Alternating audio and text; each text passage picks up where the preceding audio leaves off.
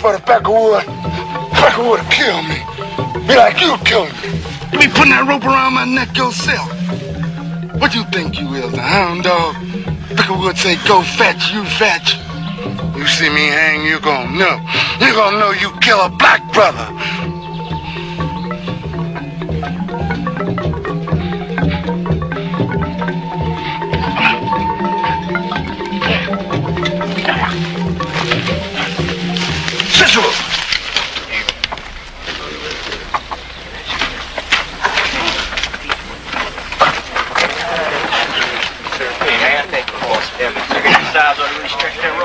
Mayhaps I could have got away on beat for you catching me.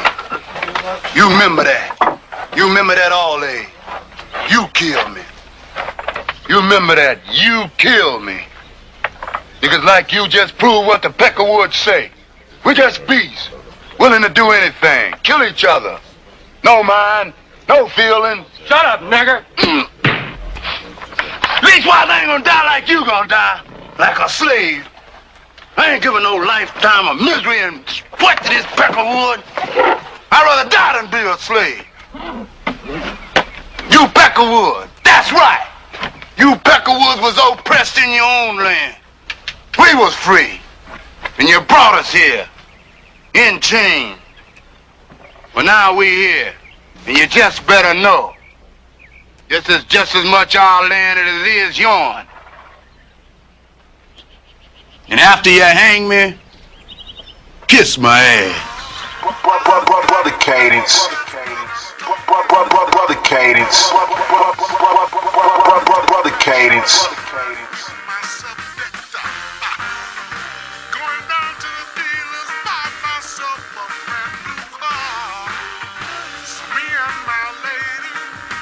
DJ Gun. Brother Cadence. Are you there, Brother Kate? What's good, family? R.B.G. Hotep. Let me start out by introducing the show, and then I'll come back. Good afternoon, everybody. This is RBG Street Scholar, and this is the RBG4Life report. Many of you may not know that I, in fact, had a blog talk radio show, because more frequently than not, I am a interviewee on many of the other WRBG channels. However, I, about 3 years ago, started the RBG Life report to introduce Imhotep's Virtual Medical School and RBG Street Scholar Think Tank, so that there are a whole host of shows that are in the archives where we give an overview of the two schools, and there are technical and computer skills there, and so you can access those at your convenience. Today, 3 years later, I am doing this show, a very important show, because one of the things in using these tools that we have available on the internet is that it allows us to get a lot of information out quickly. And so this show is actually an action alert. For those who are listening and for anyone who may come to the archives to access the show, I want to encourage you to spread this particular action alert show wide and far. On the 13th of January of this year, the Covington, Kentucky Police Department and the SWAT team literally attacked Brother Cadence and his queen, Sister Okusa. And they came into the brother's apartment, shooting a grenade and causing bodily injury to him. And he believes, and I agree with him, that the nature of the attack smacked of a cold-blooded assassination. And so the track that we introduced the show with today, which is one of the many powerful mixes by Brother Cadence, They Want to Murder Me, it was a very timely one. What it is that we want to do today is we want to give Brother Cadence the opportunity to explain the details around the nature of this situation. And again, we want you to take this show and spread it wide and far, and we want you to support the brother. Before we do that, and before I turn the mic over to Brother Cadence, I want to tell you how I know Brother Cadence and who I know. This brother is a student, a college student, a community activist.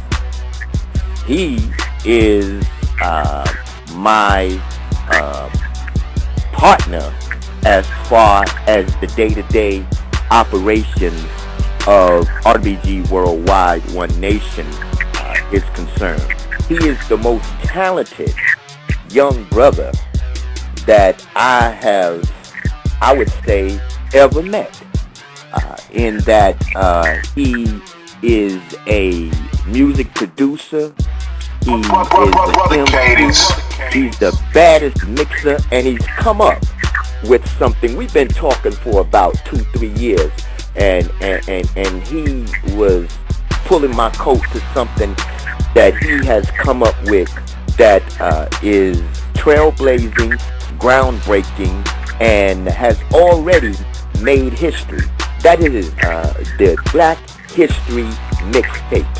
RBG Worldwide One Nation started out 4 or 5 years ago as a academic process using an edutaining teaching methodology, because my goal, my objective with the community was to unify all new African people, that is to say African people here in America that were nationalists, enabling us to do what it is that we do best, to educate and elevate our people and move toward nationhood and using education as a nation-building process. And with that mission in mind, I do and have done the best that I can do.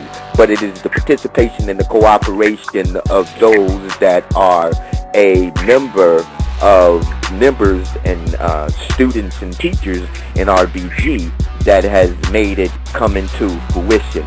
Well, just let me say, everything that I do is led by music, it's led by graphics, it's led by audio, and I could have never in my life found a brother whose work is as in keeping with educating and cultural development and the socialization of new African people as Brother Cadence.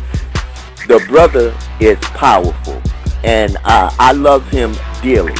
Now let's say that, now let me say this. We are in a war, and the military arm of the establishment is the police. So that, not different from the murder of Malcolm X, not different from the murder of Fred Hampton, not different from the murder of Martin Luther King, etc., etc., etc., all the way down the line.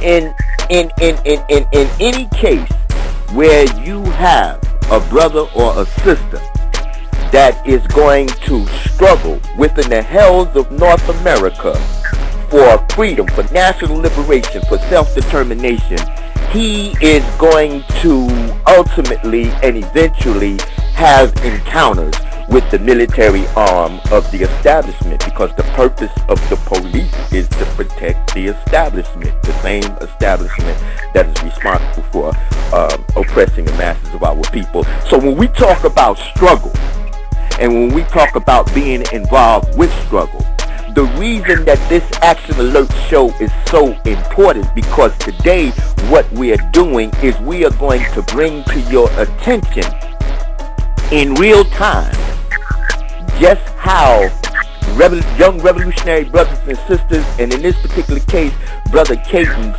are confronted and encounter this military arm of the establishment. So with that introduction, what I'm going to do now is I am going to turn the mic over to Brother Cadence and let him give you the details of this attack on him. I know I came in the house as a few weeks ago and had all kinds of messages on my phone. Are you still there, Brother Cadence? Yes, sir. Yes, sir. Okay. But in any case, I'm going to go ahead and turn the mic over to you and let you go ahead and inform the people of what's going on and what they can do to help. Yeah, I definitely will respond respectfully to honoring a true elder. I know this brother just spent about 15 minutes tooting my horn or whatever, but all praises to this brother for giving young brothers like myself the opportunity to display their mastery to the people.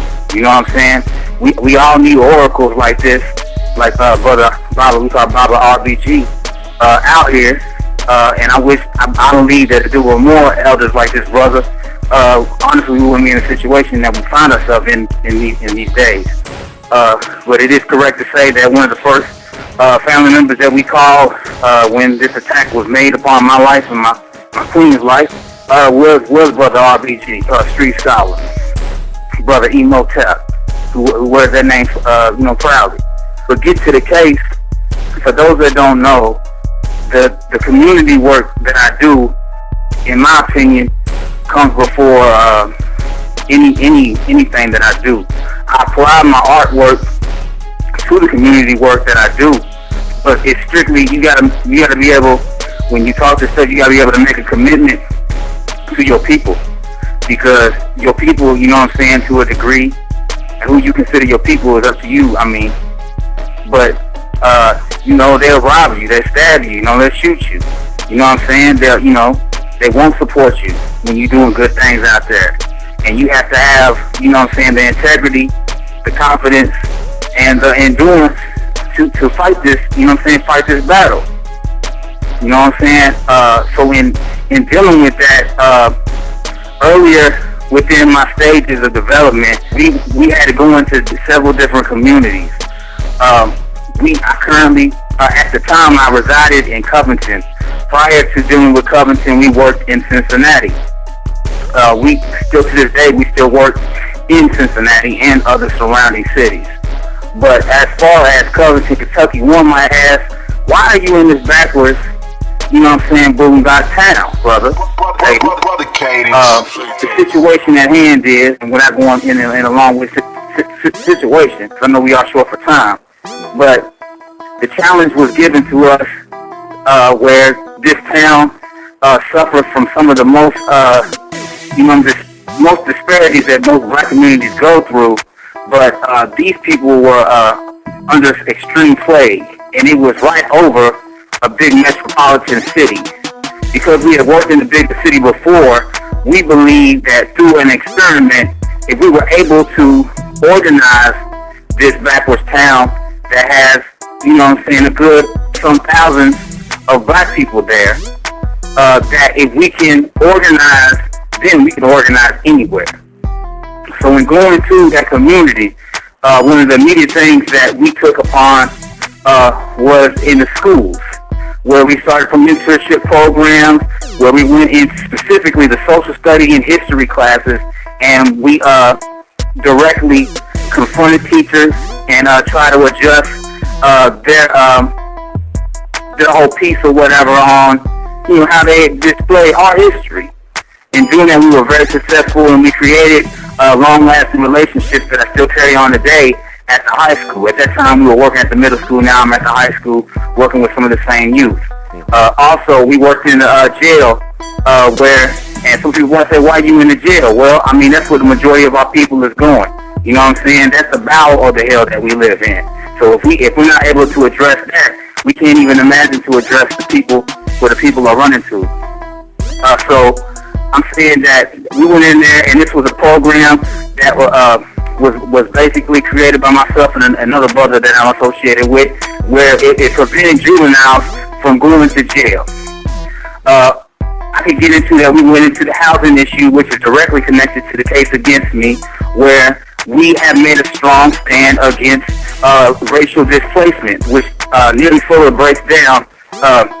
Dr. Cresswellstein breaks down, specifically Dr. Neely Fuller breaks down in What Are White People Doing Now, where he states that if you can keep black people moving, where they cannot create a power base for themselves, then they will never seek to free themselves, because they will always be in a situation where they can never gather their thoughts and organize properly. So let me I'm sorry, Brother Cadence, keep your point of where you are, but I want to capture, encapsulate, and summarize what I have heard heretofore. We talk about over the past 150 so years post-Emancipation Proclamation, the masses of our people still have been suffering the same fundamental problems and struggles.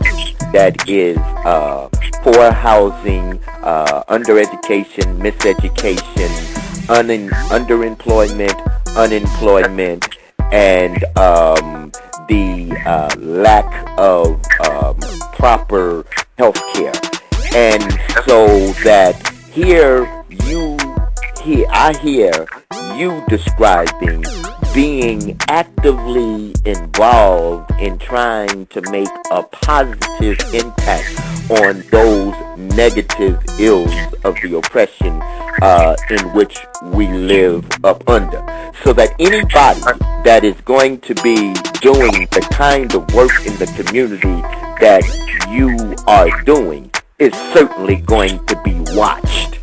And so that the piece that you're getting ready to get into now with the gentrification process and the displacement and the relocation to prevent you brothers and sisters from establishing a route that you can go on and pass forward from generation to generation that you talk about Dr. Neely Fuller describing is what the white people do to continue to keep us down in the fight.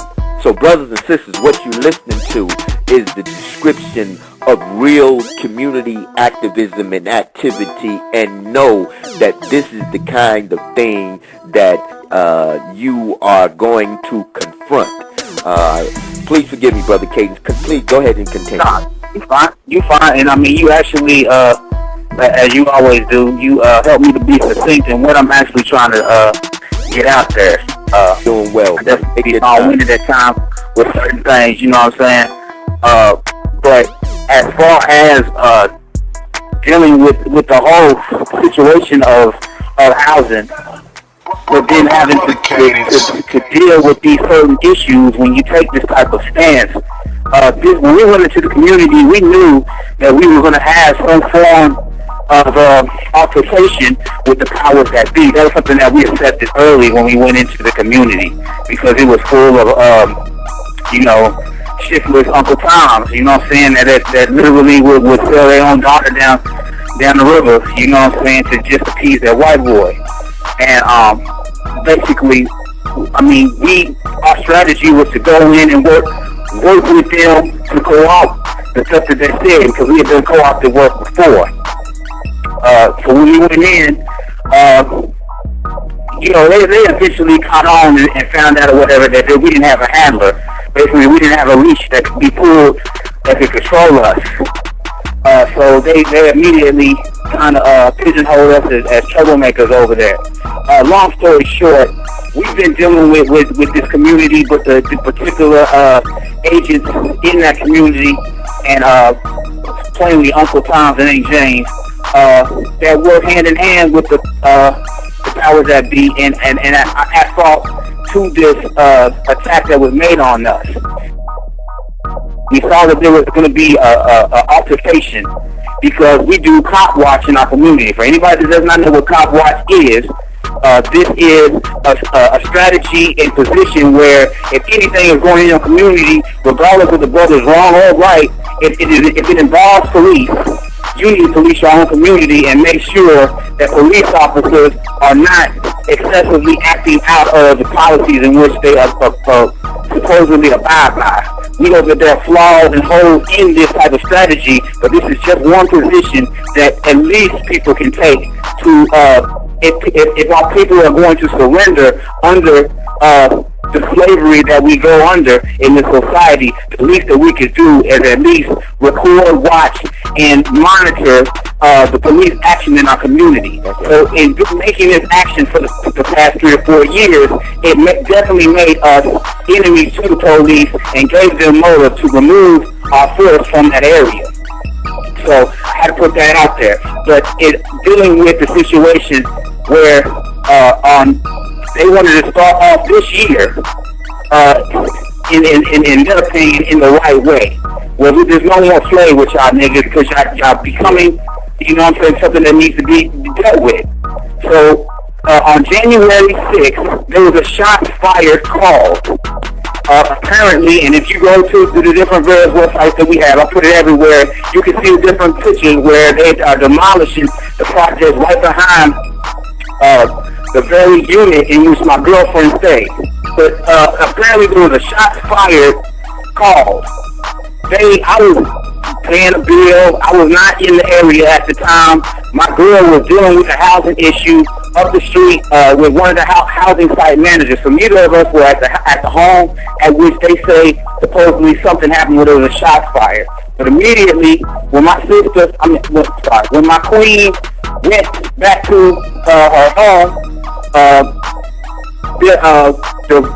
the road or whatever was blocked off when I walked up. But I did a call. My comrades is telling me that the police came up with their guns drawn. And now, mind you, this is the 6th. This is not the 13th when we were attacked. Just the week prior. But they said that they came up with their guns drawn and rushed in the apartment. And basically, they told her to walk outside. She was forced to stand outside on the porch with no shoes or socks on. And then they asked her to come back in. I walk up and I question them. Long story short, I'm asking them why are all these police officers in this apartment with my girlfriend? What is the problem? Why is the project surrounded? They're saying that they got shot fired. Took me upstairs, searched me, and then all they do. So they didn't find nothing.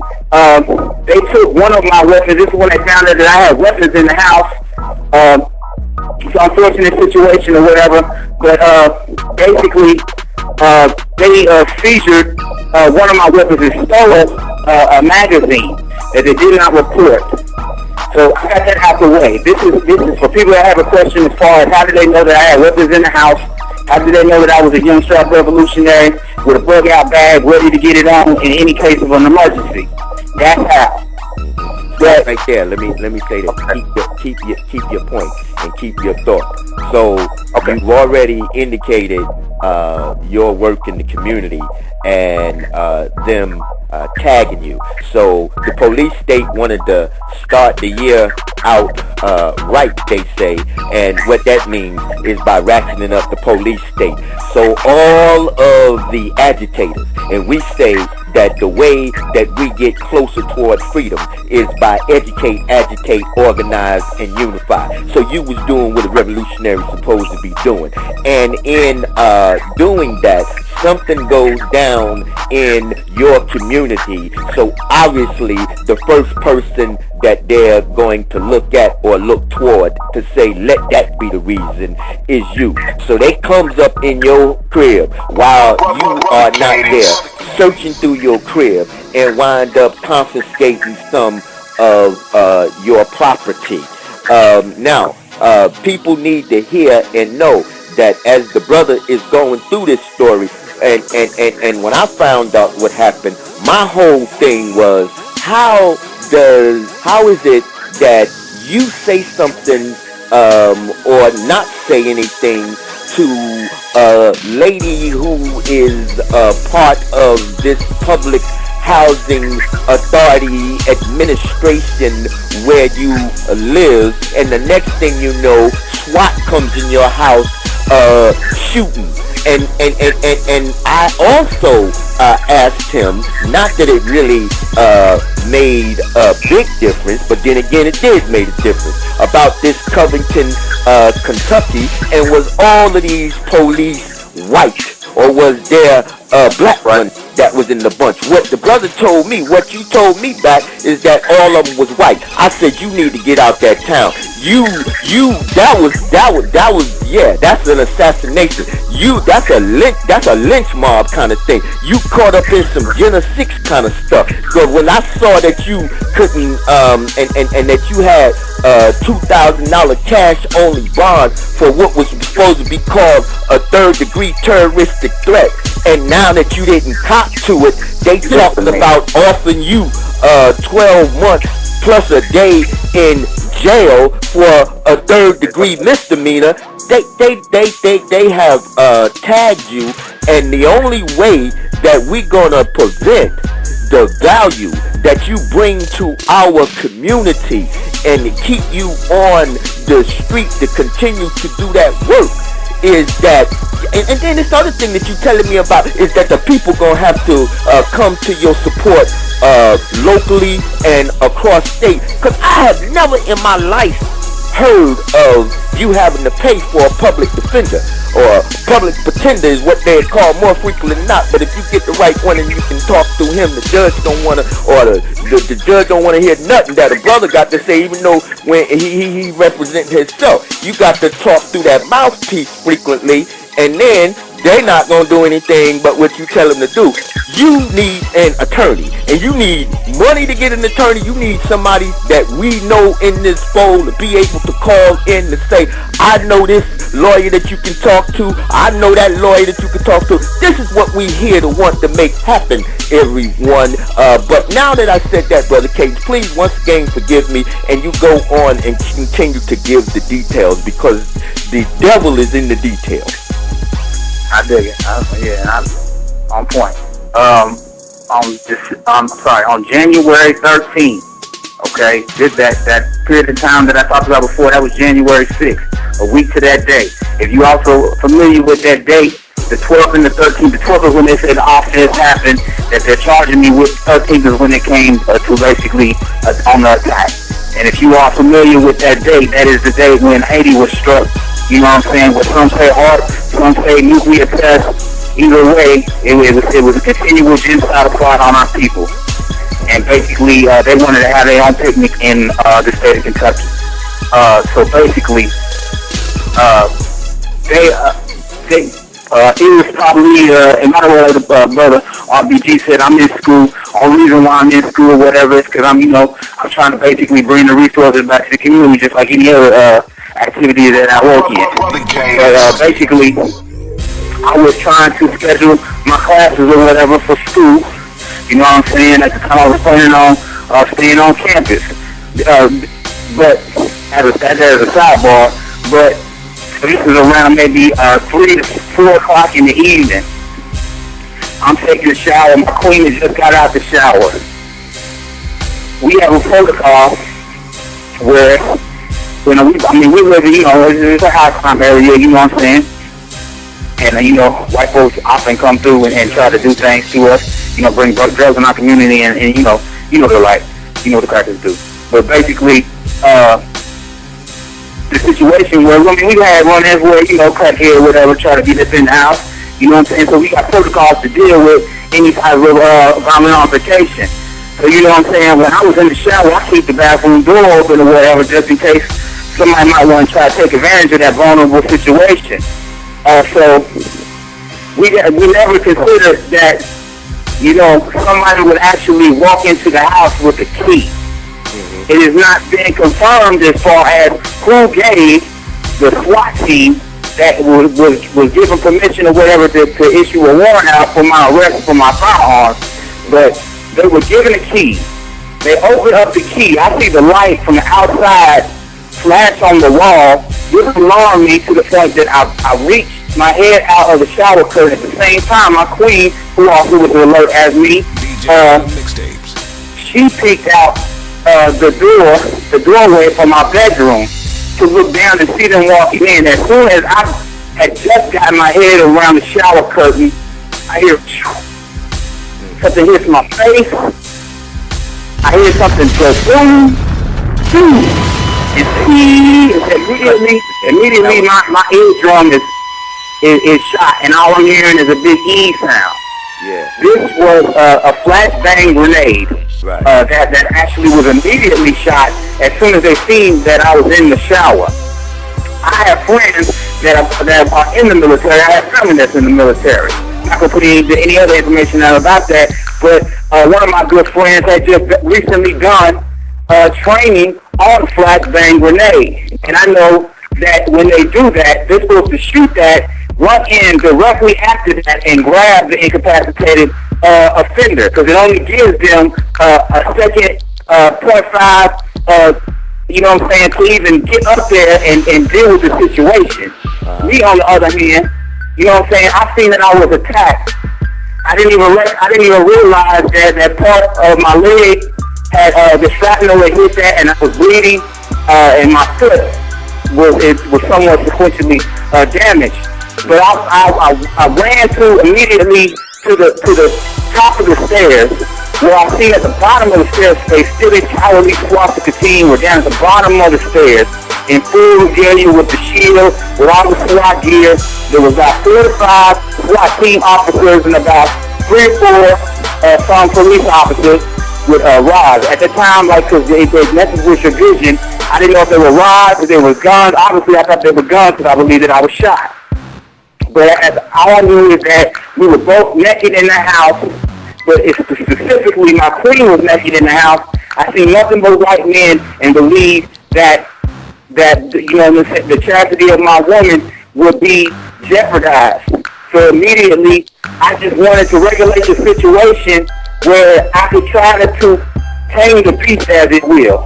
Where maybe I could give these little homosexual bestialities white boys, give them a look at my nutsack and let that distract them enough time for my queen, for my woman, for my goddess to get some clothes on so that we could possibly regulate this situation. Right.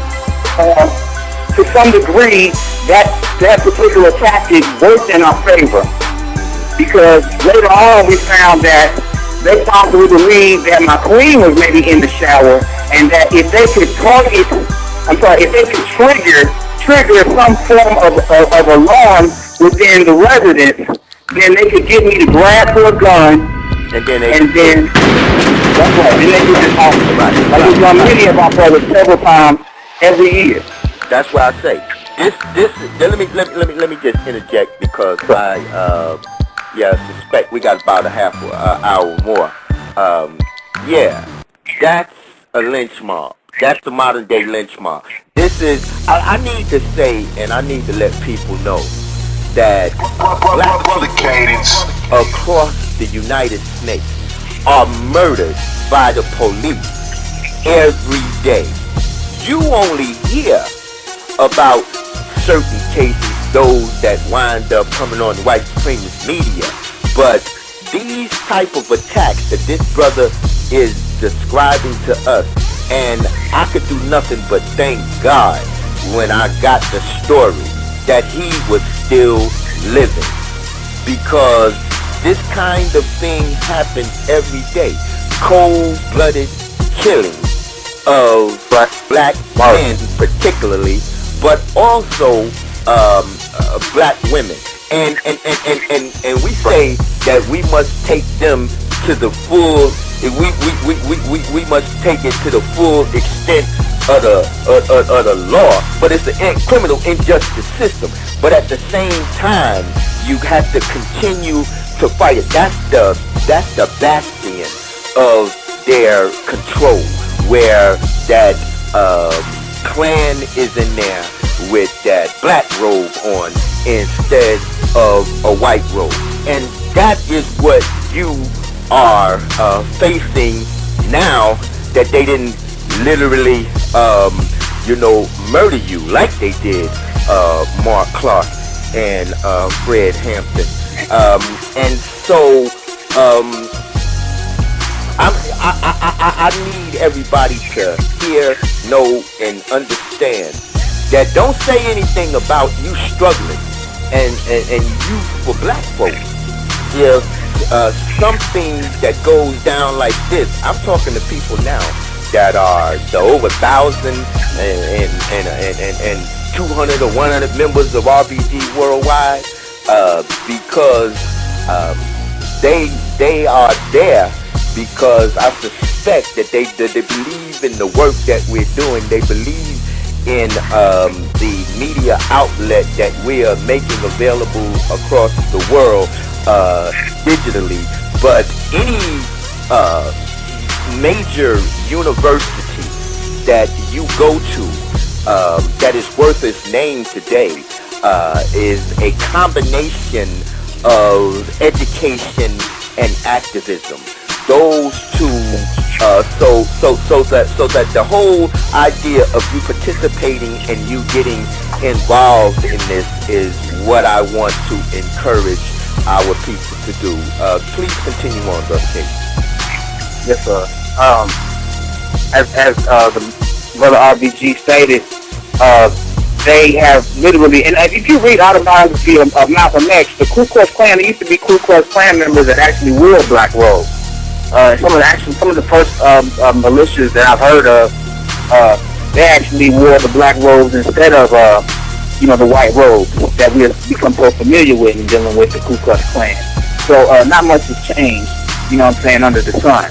But in that situation, dealing with this particular judge, he's the one that actually, the thing that I've been dealing with continually this last month, he's the one that signed off on the warrant for a non-violent, third-degree misdemeanor of terroristic threatening. I want people to understand that when you hear, in this day and time, when you hear terroristic threatening, you're like, oh my God, Cadence. look, the Cadence is messing around with one of them Bin Laden boys. Well, that's not necessarily the case. I need people to understand the charge in its full, and it's what it applies to me. I'm in the Commonwealth state, so if you can look up KRS-1, not your boy or whatever, but I'm talking about Kentucky revised statutes that say 508.075 or 508.078.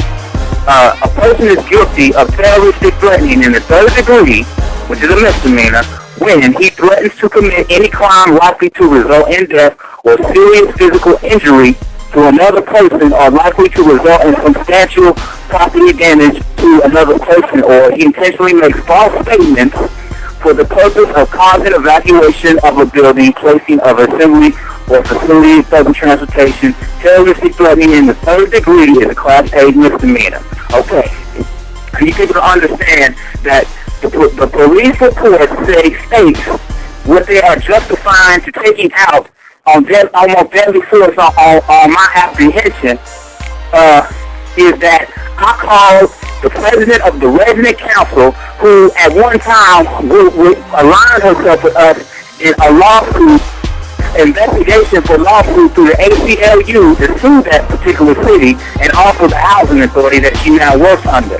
But she then started turning tricks for the city, and now she's put in a situation where she turned a trick that basically almost jeopardized my life and has forever changed me and my queen's life. But they are stating that I called her a police bitch sorry for the language, but I'm simply reading a police report. They're stating that I called her a snitch, and they're stating that I said to some effect that I said that I have something for her. I want the community to understand that Brother Cadence does not speak in this way. If you heard any of my segments and videos or anything else that I do, I may have a colorful language, but it's just that. I don't talk like no little white girl. I don't talk like no little white boy. So I'm not going to call you no pig bitch. You know what I'm saying? Or I'm not going to call you a police bitch.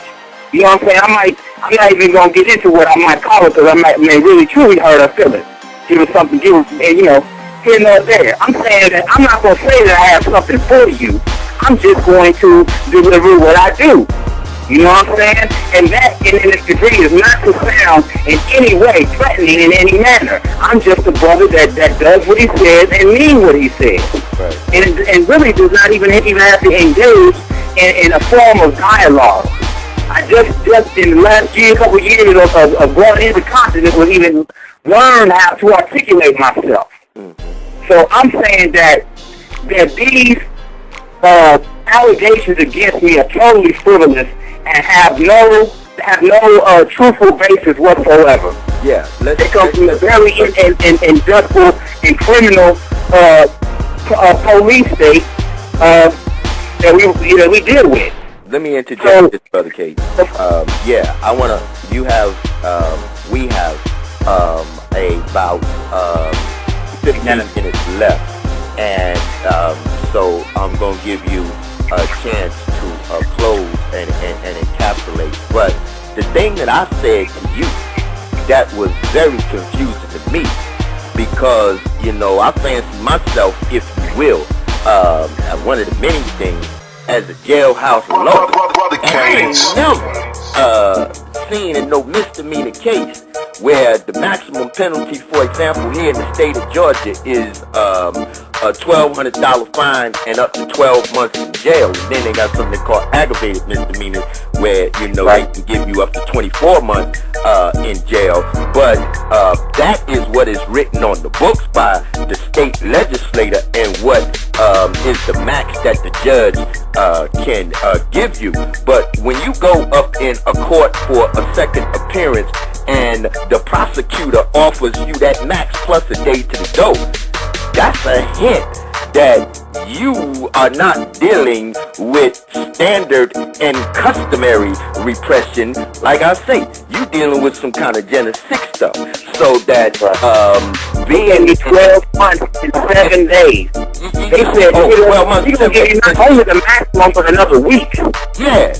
And that's what they often from scratch or from Jump Street, because what these cases wind up happening in misdemeanor cases throughout all of the topless cities that I know about, which you don't live in when we talk about Covington, Kentucky, or which this did not take place in, is that you go ahead and you get some probation and pay them their money if you cop, and more frequently than not, brothers cop or do no-lows just to, get up under that stuff, because at some level, like I say, you don't have no win. It's just a black robe instead of a white robe, right? But so that I could not understand that. And then I say, brother, you need a lawyer, man. And then when you told me that they charge for the public defender, I said, oh my goodness.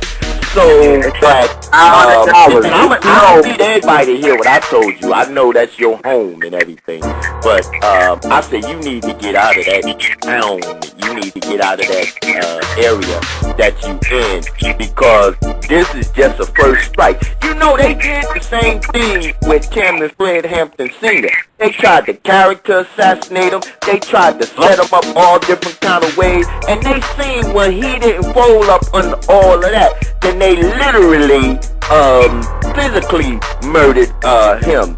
And now they trying to, over some nonsense, destroy, quote unquote, only God is all powerful, but trying to, destroy your life. That would get in the way of your college education that you getting, the work that you're doing in the community, the work that you are doing with RBG, they will certainly and do certainly have the power and the ability to impede upon your progress. So I just want the people to know and to hear the urgency of the situation that we are dealing with and put it in its proper historical context and see that the more things change, the more things stay the same.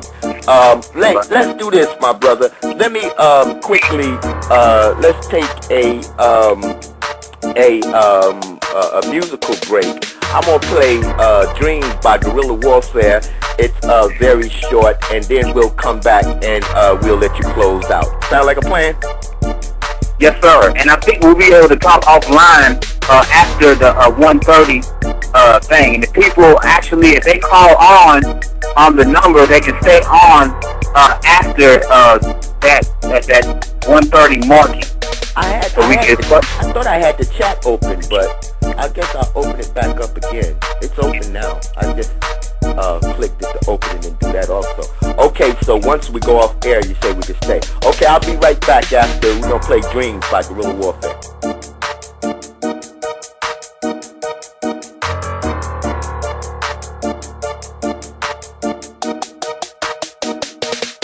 You there with me, Brother Cadence, still?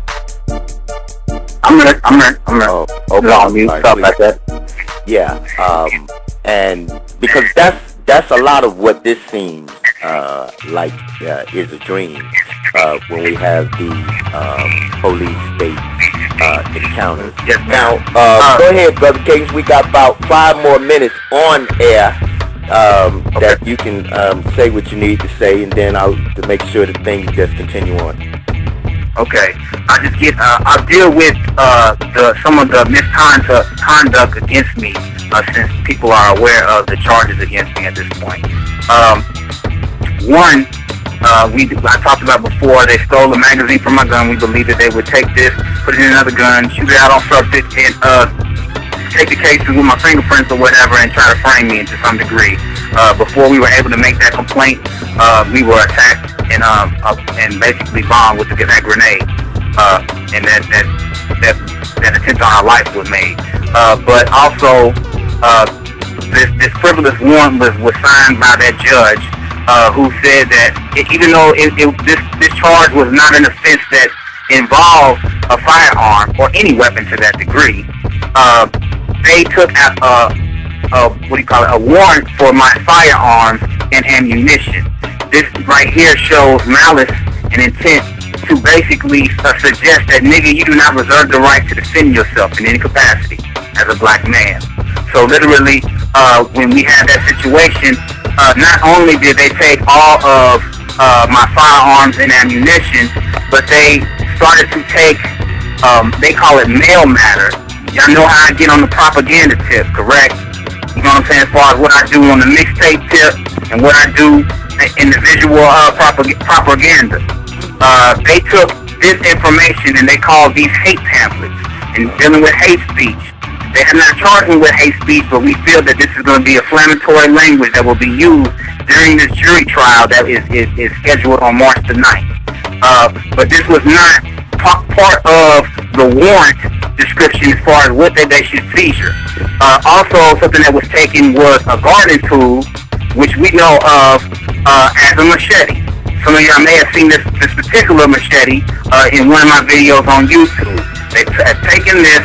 They have taken other material that some was reported, some that was unreported. Once again, we're dealing with theft. We're dealing with burglary. We're dealing with robbery.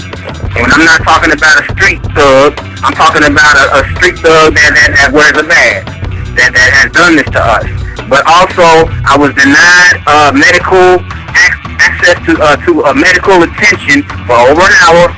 I say over an hour, some of them say close to an hour. The issue at hand is that there was an apparent injury because there was blood all over the floor. From the bottom of the stairs, at which I met the police officer, from the top of the stairs all the way to the adjacent room.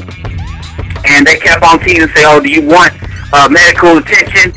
Oh, you don't look like you settled down enough." And I'm saying, man, I can't even hear what you're saying. You see that there's blood on the floor, and they these, and I had to call it white boys that has anything to do with this bestial nature. You know what I'm saying? Obviously, there was some degree of motive where they denied me that attention. Nevertheless, my queen, who also was unclothed, she was slammed on the ground by one or two police officers in handcuffs. But she was not arrested, but her rights were violated. I need to understand that in this process, they went through a gesturing situation where I was saying, I can't repeat it, I know my rights. I said, we do not consent to a search. Get me the warrant. Get me the warrant. I want to see the warrant. It took about 20 to 30 minutes for them to bring a warrant. Once the warrant was brought in by this Justin Tucker, who is assigned in this case, who is also a site officer for the housing authority, who I'm actually going to court against. Yeah, you need to find out what kind of warrant that was, too. It's a difference between a search warrant. It was not a no-knock warrant. It was a no-knock warrant. Because they no-knocked on you. But if they had a search warrant, they supposed to knock on the door and present the search warrant. So that's another consideration. Right. So I'm saying that I stated or whatever that they don't have rights to certain things in the home or whatever. But they basically, the other thing I said is we need a female officer on site. Because my girlfriend, who is not part of this warrant, is in there unclothed, and her rights have been violated, and I don't want them to be further violated by there being any unjustified search and seizure of her property or her body, her person. And they basically were saying, but there's no female officer in all of the city of Covington.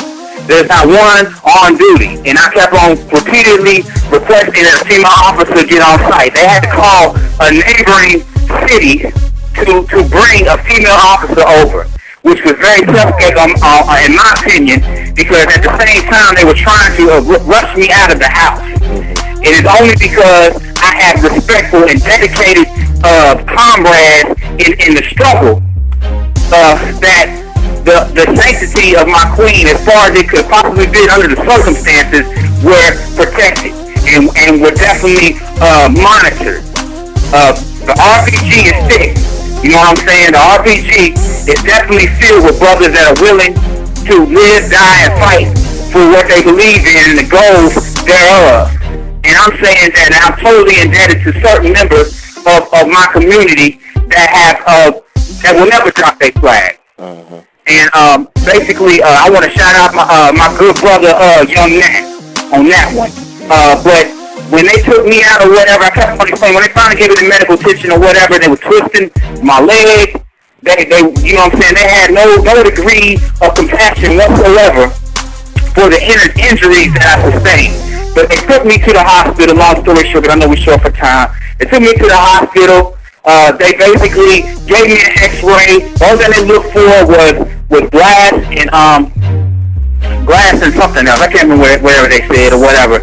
But some material, whatever that had injected into my foot.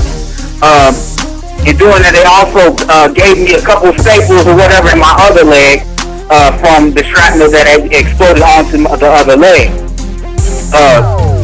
In that, I'm being charged close to $900 for an x-ray, some staples, some bandages, guys, and a wrap. And we all know the exorbitant amount of money that they charge us at these, these murder camps with our hospitals. But basically, is everybody still there? Yeah, I'm here. Actually, it said the show ended, but I'm going to answer any other calls for anybody else that wants to come on. But I told you my battery ran out on my walk-around phone, so I'm back and forth from my computer. So that you just continue on as long as you want, and I'll go and answer anybody else and let you go ahead and take over from here. And you can close whenever you want to close, because I'm going to go back to the computer over here now, okay? Okay, that's what's up. Did you want to make any statements, or did you just want me to alert you or whatever until when I'm about to get out?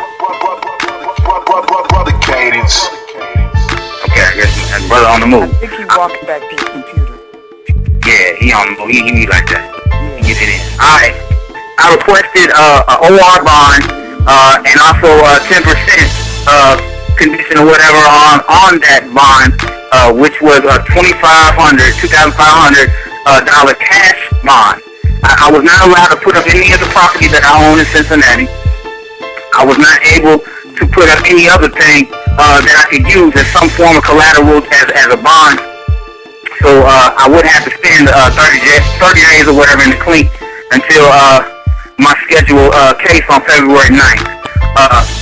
But in the process of whatever of that free trial, it was shocking to everybody at the jail, including the COs, because I was totally denied, and people were saying that the only reason why they believed that there was some form of this kind of response is because the SWAT was called out and an incendiary device was shot at me. So they believed. Later when I went to the arraignment, I was told straight to the judge when I asked them why. And I use the finest, I say the European vernacular or whatever, because when you go up in their course or whatever, they already have a predetermined idea of you. But it's not about their direct, perception of you. It also is the manipulation of the surrounding people. So like I said, I used the finest European vernacular and basically said, Your Honor, may I request the OR bond? He then in response said no. I then asked, why? And he basically said, and for lack of a word, he basically was like, nigga, because I don't want you to. He didn't say that. But basically, his response was, if we feel that you are a danger to the community, you have threatened community members and have made threatening gestures to police officers. Now, what's messed up is that this is... You made gestures to police officers. That's a lie. That's right. That's what I'm saying.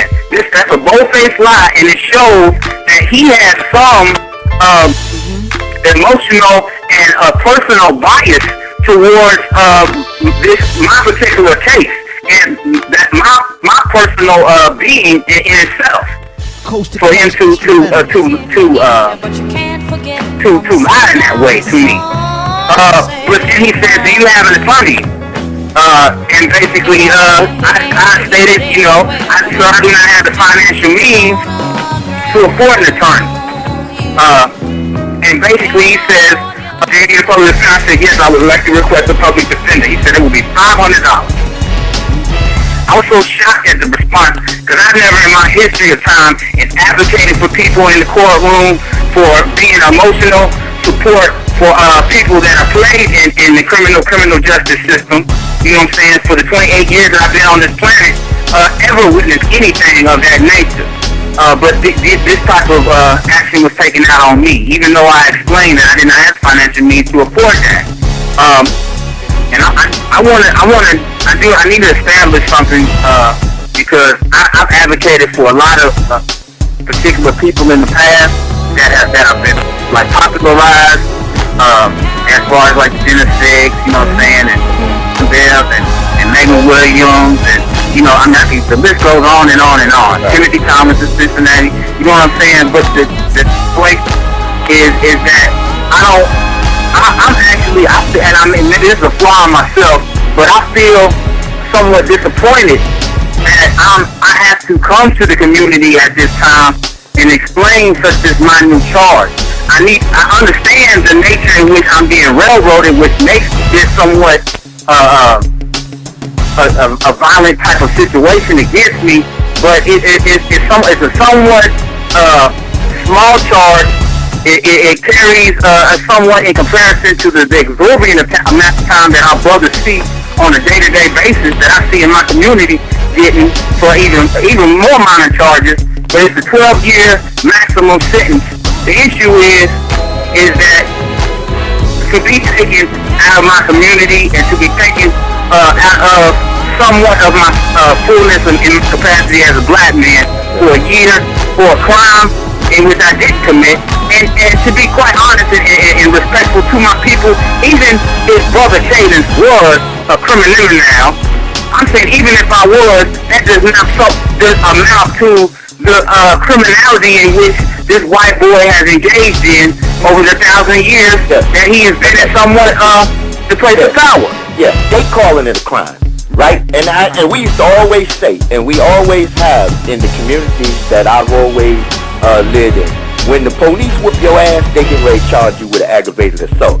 See, that's right. Building a case on you because you really got a case on them. They the one that came to your house shooting. They the one that violated your civil rights. So therefore, they gonna make you look like, they gonna make you look like a terrorist, a gangster, and a hitman without the truth, the knowledge, and black history on it. You understand what I'm saying? Right. You in the same category of Bin Laden. Only difference is you don't work for the CIA like he did.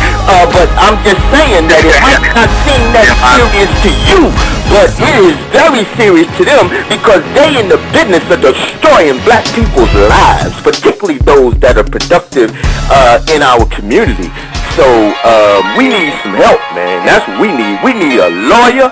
We need somebody that is a civil rights lawyer. He needs to sit down with you and look at that publication that you sent me of all of the background and the images and the different things. And Nancy, are you still there? I'm here, yeah. Yeah, is there any suggestions or anything that you have to suggest with Brother Cadence being someone that on a day-to-day basis is in the trenches dealing with this legal issues and these legal kinds of jam-ups? Well, while you were talking, I was trying to locate the name of a very conscious attorney that's there. Now, I have heard of the public defender charging, because I just had a friend that had to secure a public defender, but it was $40. You know, it's nothing like $500 or whatever. Yeah, they're asking for $500. Yeah. Yeah. I ain't never heard of that. No, I haven't. Got a mixtapes. If you cannot normally, I don't know anything about Kentucky law at all, period. But normally, if you cannot use the public defender, you can also go and file the indigent forms for a court-appointed attorney.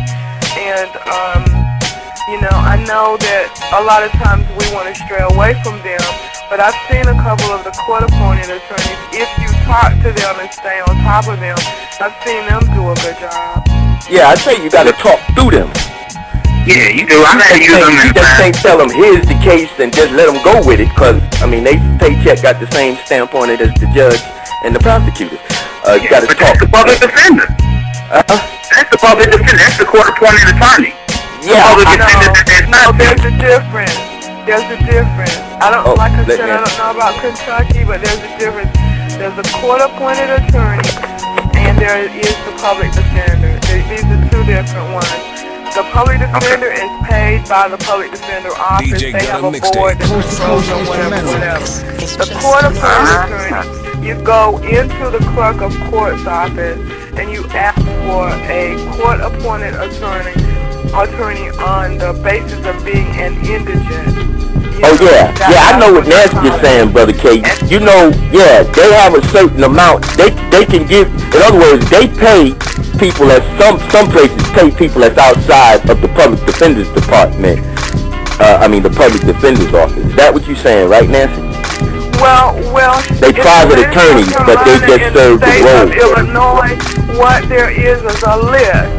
And they just rotate that list. Every attorney who is barred has to give his services at some point in time. Yep. And they appoint, that attorney, and they really don't pay them. They might give them a couple $100 or something like that. Right. And I was just saying, but my thing is, don't go in there without an attorney. And Queen and Puma, I really appreciate you guys calling in and helping the brother and getting him his right. So what I want y'all to do, Brother Cadence, you continue on with them, and you hang up anytime that you guys finish. But I got to go down here and take care of them because they're going crazy right now. Okay? Okay. So y'all still there and y'all cool, right? Yeah. Okay. Yeah.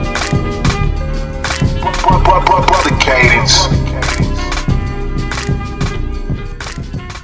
But what is that? Again, But I just got to ask you though, because at that moment where you have that brick or where you have that 2x4 and you're about to bust the skull of a fellow human being open with it, you're about to crush him or kill him or stomp him or kick him when he's on the ground bleeding already. Something's got to be real. If you look at all the hurt, look at all the pain, people are dying, and it's such a shame. I know something's wrong, but won't nobody say it. I know something's wrong, but won't nobody say it. I know something's wrong, but won't nobody say it. I'll put it in the record, but will anybody play it? In Chi-Town, D. Albert's laying on the ground. His life bleeds away while other folks stand around. We gangsters, but we can't stop the pain in our town. I watched it on the net, and that moment was profound. The OGs gotta put the BGs in check. I'm trying to do something, but I need y'all help. We started gang banging to protect ourselves. Now it's power and respect to kill everything for wealth. And it's the same thing in rap. You tell the kids to stay hood, and you ain't even in the trap. He ain't never sell dope, he ain't never did time. And if you did, what would you want them to walk the same lines? It's like we traveled back in time, took the whip the crack. Now it's black on black crime. Yeah, we put our cities on the map, but they call it the trap, cause most hoods are just that, a trap. You got the power, black man. You got the power, black woman. You got the power, young black man and woman. If you can drive by and shoot your brother or your sister sitting on the porch, if you can drive by and kill their grandma and their grandpa and their uncle and their aunt and shoot the baby in the crib, how come you can't shoot this goddamn cracker and clear out political prison? But I guess you got a plan. Police are still killing our young black man. I meant young black men. It's less of us at college and more us in the pen. I guess it's the devil's den. You ain't tripping, you alright. It's more of our friends that's dying in these streets, so I'ma die over this beat. If I die off in these streets, then I'ma let the blood leak. Whisper, God forgive me. Then bury me in the creeks of Mississippi, and I'ma take the whole world with me like a white man. He wants you to remain a boy. He wants you to remain a lackey. He wants you to remain dependent on him. He wants you to come looking to him for some kind of advice or some kind of teacher. No, you teach yourself and stand up for yourself and respect yourself and know yourself and defend yourself and be yourself. And women play men, but why do men play women? I saw one in Ugg boots and real tight denims. Man, he had apple bottoms on, so I walked over to him and I asked, what's wrong? He said, what's wrong with you? Ain't nothing wrong with me, this is the life that I choose. This is what I do, so I said, what's the use? But if it's man on man, how the hell we reproduce? Test tube babies, he said, David Banner, I remember when he raped me. Take me to the bed, binded both legs. I blanked out and woke up in a pool of red. That changed my whole world. I guess my stepdad thought that I should have been the girl. Man, this is more than a song. Our kids are dying fast. There, I said it, something's wrong. I agree with you. I think there are people out there who could possibly very well be unsalvageable, and maybe we as a society need to start treating them as if they are just that, unsalvageable. That's a lie. We're gonna save our kids. How does it feel, man, to know that the only thing you got to hand to your baby is slavery? This shit has got to stop. It must stop. It must stop. The motherfucking men out there. I'm telling you, motherfuckers. We must raise up a generation to make sure you bitches die. Flat out. Fast, weak ass niggas. Motherfucking dress shoe wearing ass motherfuckers. You understand what I'm saying? Butterfly collar, tie wearing bitch ass niggas. It's all about motherfucking soldiers. It is not about working for the enemy. To push his motherfucking agenda so that he can kill and murder and maim our people again and again, and we help him. We must fight to be free. We must shed blood to be free. No other way. I don't give a fuck what they telling y'all niggas out there. Get your mind right. Prepare for this motherfucking battle. Prepare daily, every second, every fucking hour. Prepare to get free.